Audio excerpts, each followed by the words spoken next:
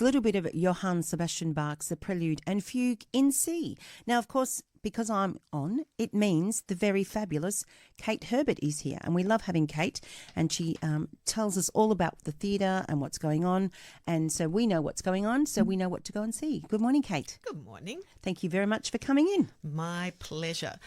So if you like, I can talk about Golden Blood first. Absolutely. People have just been listening. If anyone's just tuned in, I can give you a bit of a key into what it's actually about, because some people may not have heard the whole of Merlynn Tong, the playwright's interview. So Golden Blood, as I say, is a two-hander, and as you know, because you've just spoken to her, Phillipa, by Merlynn Tong, and it's performed by Tong herself with Charles Wu, who, as she said in the interview earlier, is a really sort of animated, lively, electric performer on stage.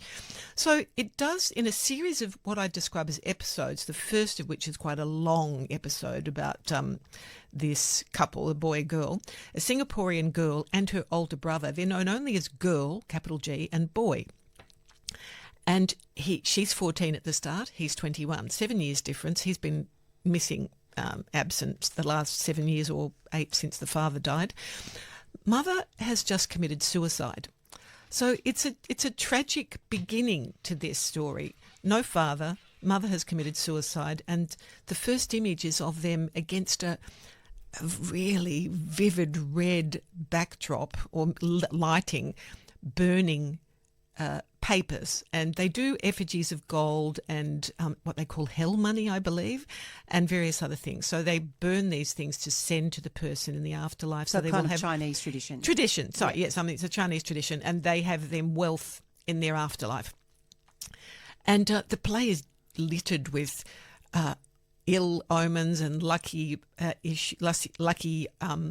charms, and if you swear on New Year's Eve, whatever you say will come true during the year. All sorts of omens that are part of this tradition that these two are trying to hold on to, and also thinking, should we believe this, I suppose. So the mother they've been left orphaned at this stage, but the brother's 21 and he wants to be her guardian, despite the fact that someone else has opted to be the guardian. We only see the two of them on this completely empty stage. He becomes her guardian. We see them for the first 45 or more minutes. In that age of, she's 14, he's 21, and she's still going to school, but she has this fantasy about coming to Australia, and she carries this toy koala that her mother and brother brought back for her from Australia. She wants to be a vet and save the marsupial. She describes them, I think it's marsupial, she calls them. And it's repeated throughout, this thing about koalas and marsupials, as is Australia, as is issues about the mother and did she love him more than her. So she's 14, then she's 16, then she's 18, then she's 21. So we see her travel through there. That's a bit of I don't think Merlynn talked about the details of that structure of the play. But the rituals of traditional Chinese funerals are dotted throughout the play as well. And the boy burns money again to try and, I think at that point it might be to free his mother's ghost. So what we have is the mother's ghost appearing to him, which is a rather interesting view of that. Look, I enjoyed a lot of the fast-paced dialogue and the wit, and his performance was wonderful, and that when Merlynn Tong's character, Girl, reaches 21, she becomes a much more substantial character. Before that, it was a bit sketchy.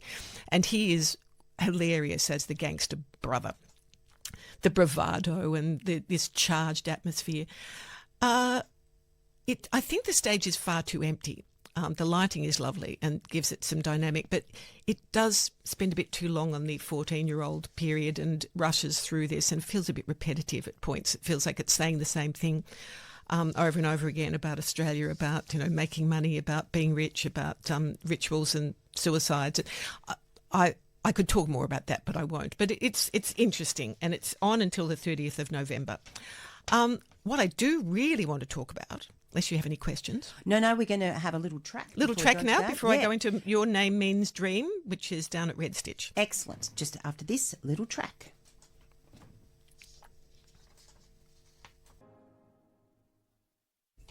That was Dorothy Gates, All Glorious. And we are back with Kate. Kate, tell us about the next show you've seen. This is Your Name Means Dream, which I think is just a lovely title, by Jose Rivera, an American playwright and film writer. It's at Red Stitch Theatre, and it's there until the 24th of November, so you've got plenty of time to see it.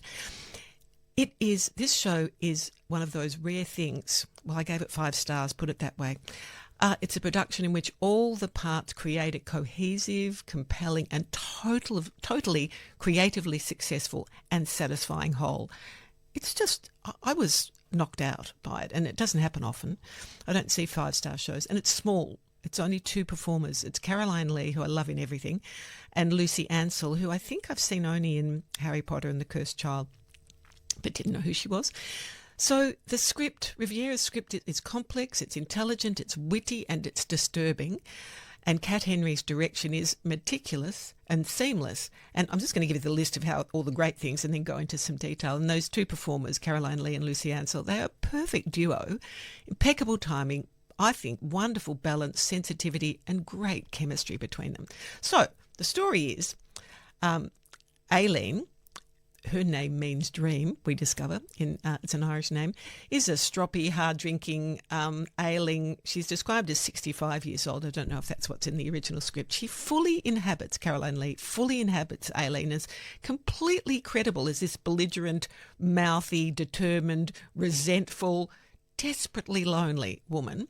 And her son, Roberto, we don't see him, rarely sees her or speaks to her, but he's organised a carer for her, and the carer is perfect. She's called Stacey.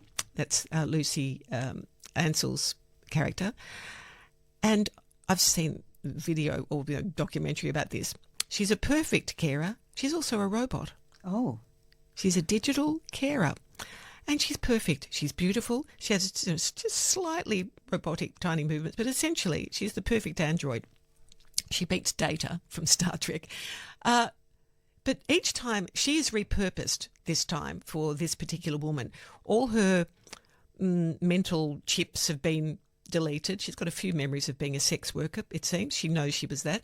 But she now starts to be reprogrammed and to learn how to be with this particular woman. So she picks up her language and imitates her, but she also does hilarious stuff like starts to tell jokes and does them like Groucho Marx because she starts to realise that Aileen likes a bit of humour. Her data banks are infinite, if you can imagine. She's connected to, the worldwide everything. I have to say, Lucy Ansell makes this non-human creature a living, learning, feeling, almost human being. And it's remarkable to watch the complexity and her athleticism. At some point, she dances and goes into this wild, sort of slightly dysfunctional robot thing, as though she's lost control. She's totally immersed in this Stacey character, and her initially childlike responses as this naive robot and her seemingly emotional reactions and her commitment to learning how to be human-like and be the best possible carer for Aileen are extraordinary to watch. It's set in a one-room apartment in the East Village, so it's single room, very shabby, and this relationship develops in waves. They're combative, they're argumentative, then they're needy and independent. They're warm, they're familial, and there's a great sense of loss at the end. I won't tell you about the ending, but she's ailing, she's ageing, and this carer knows that the robot knows that when Aileen is no longer her patient, she gets wiped and becomes a new character. Which is tragic, isn't it? I can see on your face. There's something terribly tragic. She's a robot, but we care about her and we care about their relationship.